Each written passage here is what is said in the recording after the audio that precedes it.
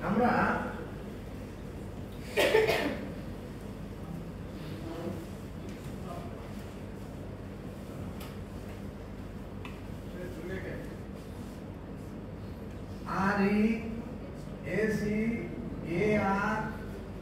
RESEARCH research না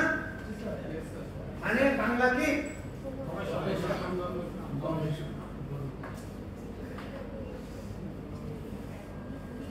তাহলে আমরা এই জিরো ওয়াটার লিখব না আমরা এই ওয়াটার লিখলাম equal to O2 plus H2 sir. H2 Under pressure sir. Hydrogen Oxygen sir. R oxygen আমি তো সায়েন্স পড়ে পড়ি নাই জানি না লেম্যান এর আবিষ্কারক কে Sir পানি. হ্যাঁ বিজ্ঞানী কে Sir পানির আলাদা আবিষ্কার না এটা স্যার অক্সিজেন আবিষ্কার করেছে ল্যাভোশিয়ার আর হাইড্রোজেন হচ্ছে স্যার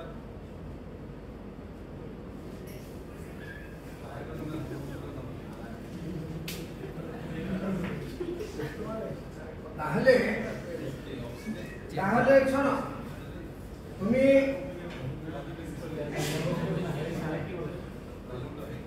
তোমরা সবাই শোনো এবং তোমরা ইভালুয়েট এই যে masters of chemistry master degree কেমিস্ট্রিতে মাস্টার ডিগ্রি নিয়ে আসছে তাহলে পানি কিভাবে আবিষ্কার হলো কে আবিষ্কার করলো কেন আবিষ্কার করলো কি জন্য আবিষ্কার করলো সেটা সম্পর্কে সে আমাদেরকে এই পরিষ্কার ধারণা দিতে পারল না আমরা water equal to O2 plus H2 এইটা রিসার্চ করে ইনি যিনি বিজ্ঞানী ছিলেন উনি আবিষ্কার করেছেন আমরা আবার রিসার্চ করতে চাই রিসার্চ মানে কি তাও সে বলতে পারেনি রিসার্চ মানে সে বলতে পারেনি তাহলে আমাকে আবার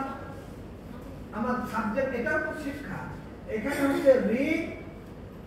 তারপর হলো সার্চ আমাকে পুনরায় সার্চ করতে হবে কি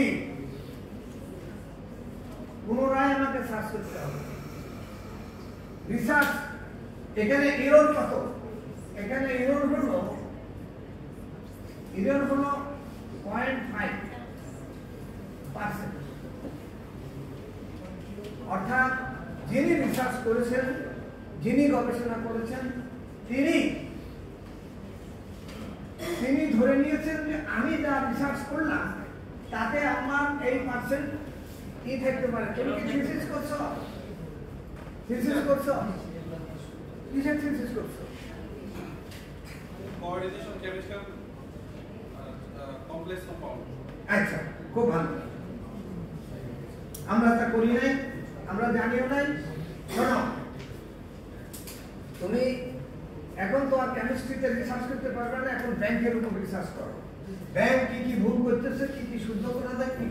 তুমি তো খুব ব্রিলিয়েন্ট যেহেতু তুমি সায়েন্সের মধ্যে সবথেকে কঠিন সাবজেক্ট হচ্ছে কেমিস্ট্রি কেমন আর আর্টসের মধ্যে আমাদের দেশে বিদেশে হলো ইকোনমিক্স সায়েন্সের মধ্যে আছে আমাদের দেশে বিশেষ করে উন্নয়নশীল দেশে ইকোনমিক্সকে বেশি কঠিন ধরা হয় বাস্তবে ধরা না ঠিক আছে ভালো তাহলে বায়োলজি শোনো কোনো সাবজেক্ট কঠিন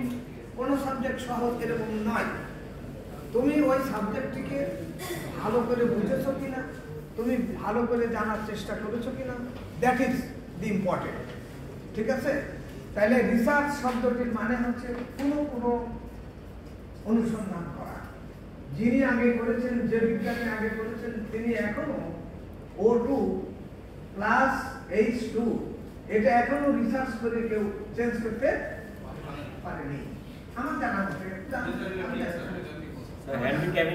সুতরাং এটাকে কি বলে জানো তো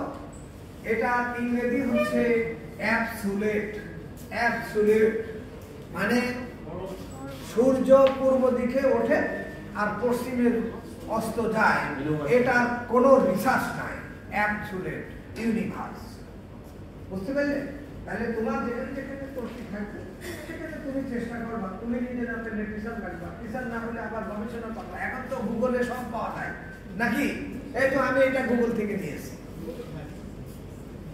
আমি এটা গুগল থেকে নিয়েছি। কি তুমি দেখো এখন এই যে ব্যক্তি সবার একটা জায়গায় ই আছে, ঘড়ির কাঁটা, সে চলতেছে বিরামহীন ভাবে, আর তুমি এই বিরাম দিয়ে তুমি তোমার ইটাকে টাইমটাকে ম্যানেজ করে তোমার ওই টাইমের মধ্যে কাজটা শেষ করতে হবে। সকাল 10টায় অফিসে যাবা, 5টায় তোমার অফিস, তোমার অ্যাপয়েন্টমেন্ট কার্ডে লেখা আছে 10টা থেকে 5টা, বাট একটা ক্লজ দেওয়া আছে যে কর্তৃপক্ষ যখন যা বলবে, বৈধ কথা, আইনের কথা যা বলবে সেটা যদি সারা রাত লাগে তোমার সারা কাজ করতে হবে। বুঝতে পারবে না? ঘুম আসলে তুমি ঝিমাবা,